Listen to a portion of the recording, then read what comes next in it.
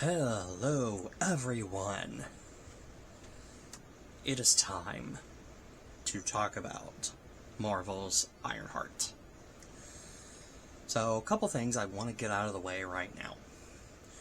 At least when it comes to me and my experience with comic books and comic book characters. I'm not a big comic book guy. Like, I do read comics. Obviously, I've talked about some on the channel. I've talked about a lot on the channel, actually. But, like, I haven't read a good amount of comics. So, a lot of characters that the MCU has brought in, I've not known. Like, ever. I think if I were to list off any characters that I knew about prior to the MCU, it would be Spider-Man, Iron Man, War Machine, Dormammu, Baron Mordo, the Fantastic Four, Doctor Doom, some of the X-Men, and I'm just naming off characters that appear in the 90s Spider-Man cartoon. Like, my knowledge would be limited to that. And, so when it comes to Marvel taking chances with little-known characters, like Ironheart, I'm usually all for it. 'Cause, again, there's been no-name characters, or at least not no-name, but characters I haven't known that get movies made or shows made, and I'm like, dope, I like these guys. The Guardians of the Galaxy, Ant-Man, Moon Knight, just to name a handful. So I'm all for Marvel doing these, like, not A-list characters. So when they announced that they were going to do a show based on Ironheart, who her only appearance had been in Black Panther: Wakanda Forever, I was kind of on it. I'm willing to give most things a chance, just in general. I feel like I'm setting myself up as an apologist, or as a, I feel like I'm making excuses. I'm just trying to give some kind of context to how I view things. And let's also not forget that Ironheart was greenlit during the Bob Chapek, all Marvel, all the time, quantity over quality era, which thankfully is done. We're not at that point anymore. Because I do feel like that made Phase 4 and 5 to some extent suffer. But even though some of the shows that we have gotten were part of that, such as Agatha and now Ironheart, we've actually gotten some, unexpected gems. And in my mind, Ironheart falls into that category. I really like Ironheart. So the first couple episodes didn't really catch me, per se.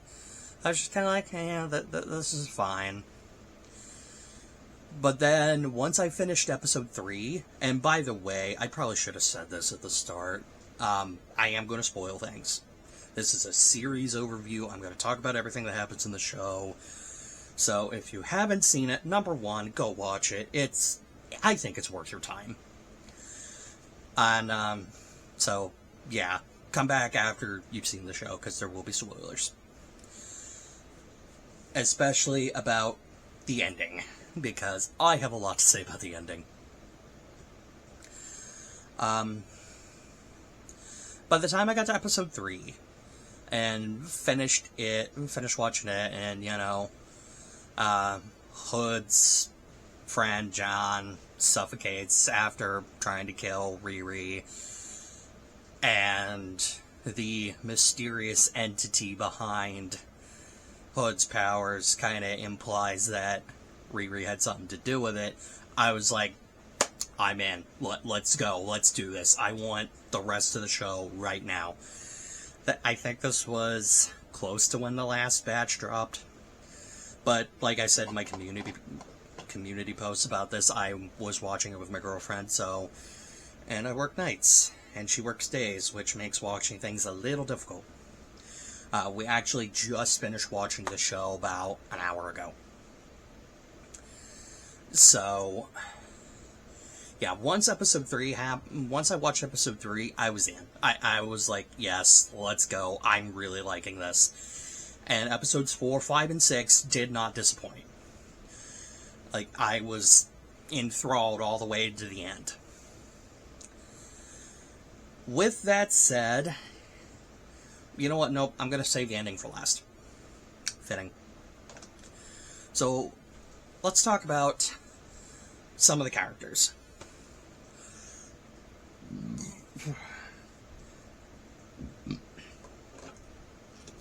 So, a little on the negative side, not really negative, but like, the heist crew, Hood's crew, Slug, the twins, Clown, fucking Eric Andre,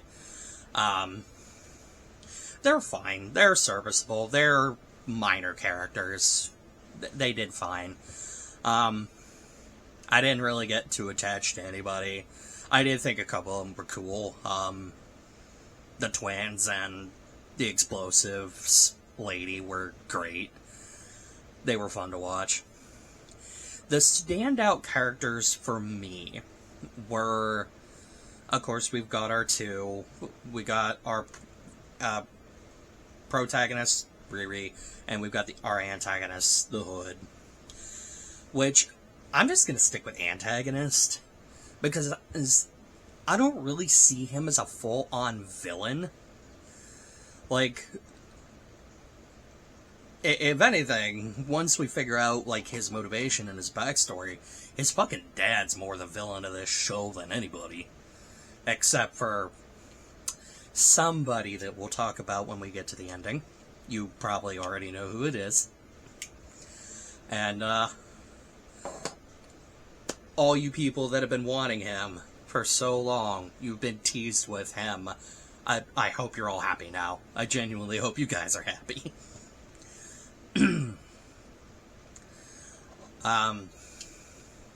It's like, yes, the Hood is doing some very illegal shit. He's blackmailing people. He's threatening people. He's killed a few people.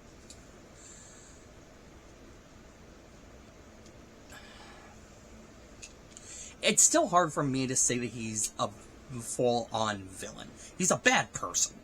He's absolutely a bad person. But I wouldn't see him necessarily as... I don't know. I just don't think he completely falls into the villain category. Especially when put into the context of, you know... He was kicked out of his house when he was 12 because his piece of shit rich daddy didn't fucking want him. Yeah, I'd be kind of pissed off too. And, you know, do things that I probably shouldn't. Though, not sure I'd go so far as to, you know, make a deal with the devil. But, yeah, no. Who am I to judge? With that said... And I kind of seen this a little bit in comments when the first half of the series dropped. Is this a superhero origin? Or is this a super villain story? When it comes to Riri. Because the show opens right away with detailing the sketchy shit she does at MIT to get funding for her suit.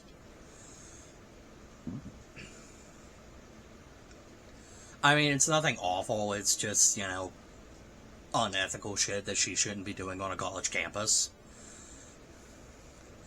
And this show does kind of... you do kind of gotta fall into the, what I call the Ant-Man logic. Where, you know, Ant-Man, who has fucking a master's in engineering, can't get a fucking job. Except for Baskin-Robbins. because of his cat burglary, like, offense on his record. Yeah, right. And that's what has to lead him to becoming, Ant-Man. 20 fucking years ago, MCU time. Not really 20 years. You get the fucking point. At one point in time, the fucking military was gonna roll up fucking tanks to Tony Stark's front door to get Iron Man tech.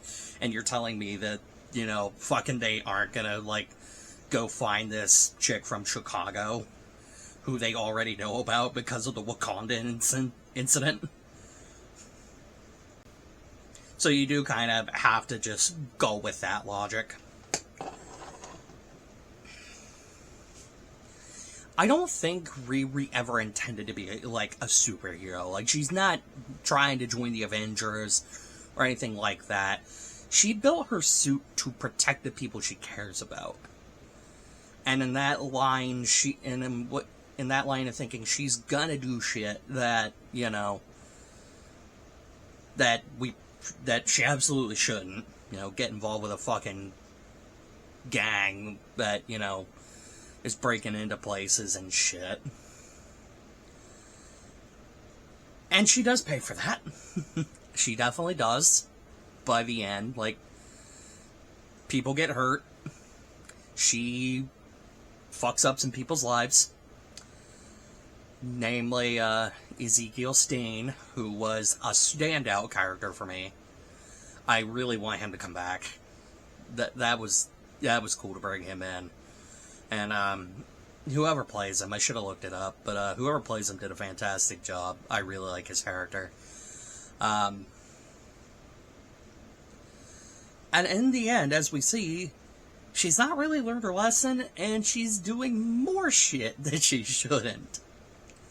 So, I'd throw Ironheart into that kind of, like, gray area. She's not a villain, but she's not a hero either.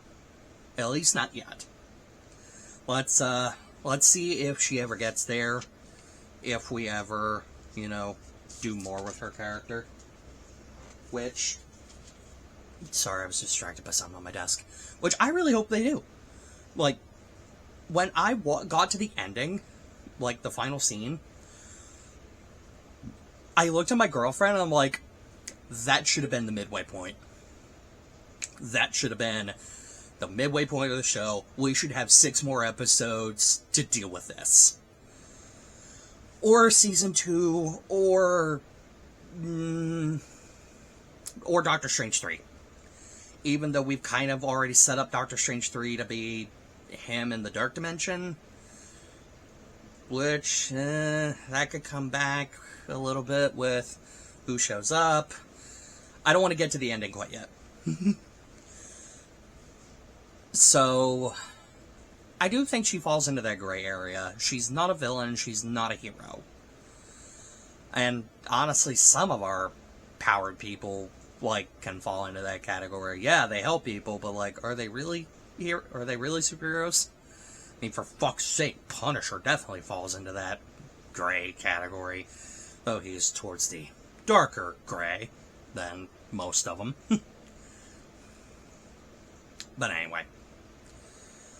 I think there's only one more character that really kind of stood out. But again, he's part of the ending. Let's get a couple of complaints I have out of the way. So, after Ezekiel modifies himself, I'm not gonna lie, the little nodes that are like on his head and neck, unless they were glowing, they kind of just look like they were drawn on. Or my girlfriend said they look like stickers to her. So that kind of kept throwing me off a little bit. But that's a minor gripe. It doesn't, bring the show down any, in my opinion. It was just, I just kept noticing it, and it bugged me a little. But hey, they wanted to do practical. I'll take it, I guess. Trying to think. I think I had one other minor complaint. Oh. This has more to do with the release schedule and the episode count than anything. So, I get it. This was a show that, It was part of the Chapek era. Just get all, like, it was part of that bulk shit that he greenlit. They wanted to get it done, get it out the door. I don't know how I would have wanted to do this, because, like I said, with episodes 1 and 2, I wasn't really kind of that into it. I wasn't really hooked. So doing it one episode a week probably wouldn't have served it. But then also, even though the rest of the show was better, I don't know if a all at once drop would have helped it, because then it's like a flash in a pan. It's there, and people enjoy it, and it's gone. Like, it's not really talked about. I feel like if this had been a 12-episode series, maybe they could have done something, and especially if the other 6 were as good as episodes 3 through 6 of this season. I don't know, just something about the streaming schedule, like, drop it all at once, or drop it one a week, or something like that. I don't know. I don't know how I would do any of this for anything, really. But I don't feel like they have really found that sweet spot.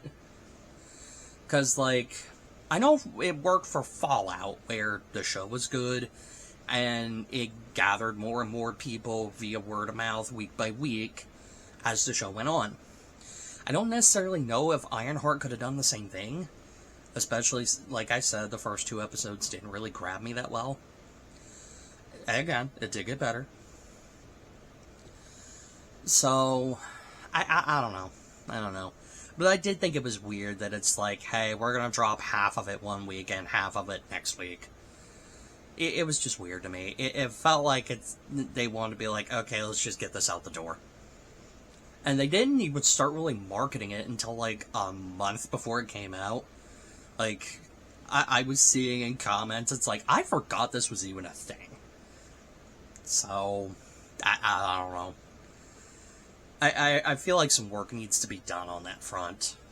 Especially if they want these shows to be like big hits. And not just with, you know, the hardcore nerds like me that watch pretty much everything. So, unless I think of something else, let's talk about the end. Let's talk about episode 6. And the arrival of the devil himself, making his MCU debut, Mephisto. I hope the people that have been clamoring for him are happy. I was shocked, like, how much of the episode he's actually in. Like, I expected him to be, like, the very end of the episode. We kind of all expected that he was going to be in this show, both with the announcement that Sacha Baron Cohen was part of the show, because people have been fan casting him to be Mephisto for years. And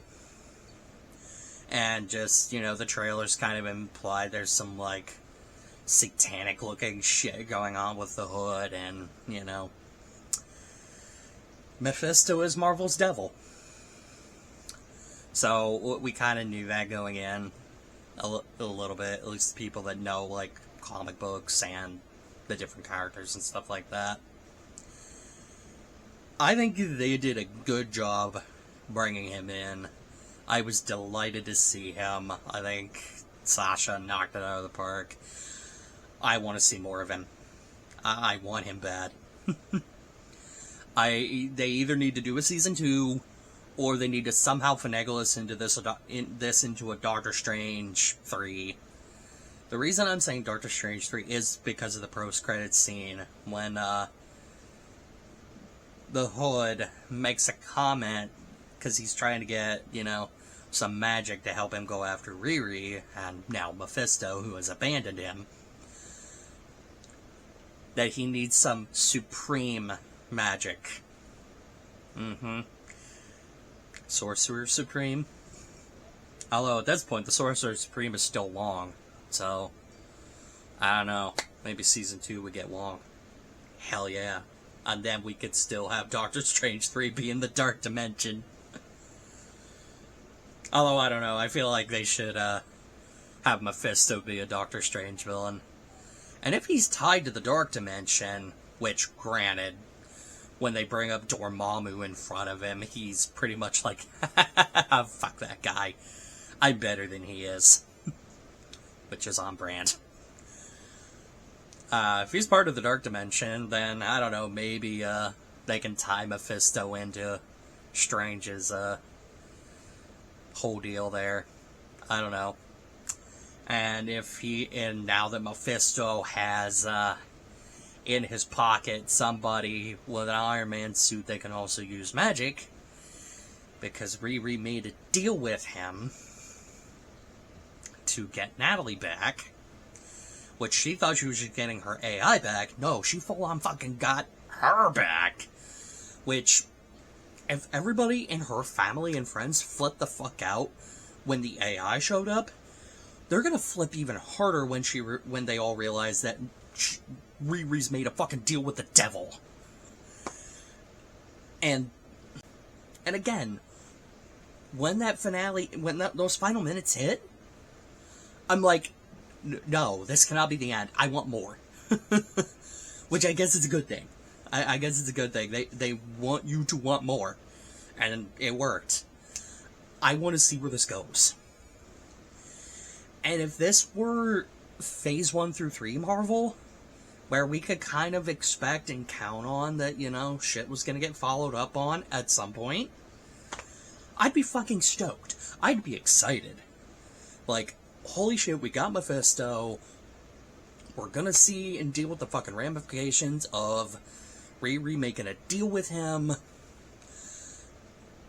And I don't know, maybe we'll throw in some more fucking Masters of Mystic Arts. Maybe we'll throw in fucking Doctor Strange. We don't even know if we're getting a Doctor Strange 3 before fucking Doomsday happens. We don't know anything. We don't have that safety net anymore of, yeah, this is going to get followed up on, which frustrates me. That's the frustrating part about this ending, and if it's the only other negative thing I can say about it, it has less to do with the show and just more how Marvel has been doing things. Because how many things have happened in Phase 4 and 5 that was just never followed up on? Fucking Shang-Chi's bracelets are sending out a signal to something. No idea what the fuck's going on with that. There was supposed to be this whole fucking war against aliens that the President of the United States called out on in Secret Invasion. That never went anywhere.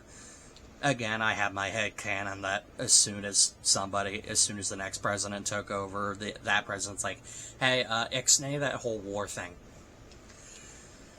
Because, that's a thing that just happens in real life. Like, fucking Moon Knight, the ending of that. Mark and Steven think they're out, but nope, there's a third fucking personality that still works for Khonshu. That's not getting followed up on. There's so many things that they have teased out that they've just dropped completely. Fucking Werewolf by Night. Where's that even fit into anything? What was that, just a one-off? Like, is that gonna tie into anything? We don't know. And again, I feel like some of this had to do with, maybe they didn't have a full plan after Endgame. And, they had these ideas, and again, fucking Bob Chapek being like, all Marvel, all the time, just fucking greenlight everything. That sort of spiel. I am excited, don't get me wrong. I want to see where this goes. But I can't sit here and, confidently say that it's going to get followed up on. And I wish I could. Like, I want to hold out hope that we'll see Mephisto again, and that we'll see the conclusion of this story arc of Riri, making a fucking deal with him. Again, a season 2. I will take a season 2. Or fucking hell, put her in another movie with somebody. Probably Doctor Strange, just given how the back half of the series went. So, I don't know. Overall, I say Ironheart's pretty good. I'd recommend watching it. And, just hope we get more. Somehow, some way, in some form or fashion. So anyway, that's my long spiel on Ironheart. I think the next big MCU thing is Fantastic Four. Which, by the way, we have finished Phase 5. And introducing Mephisto is an interesting way to end Phase 5. And so Phase 6 kicks off, end of the month, with Fantastic Four. And leading us towards, marching us ever closer to Doomsday.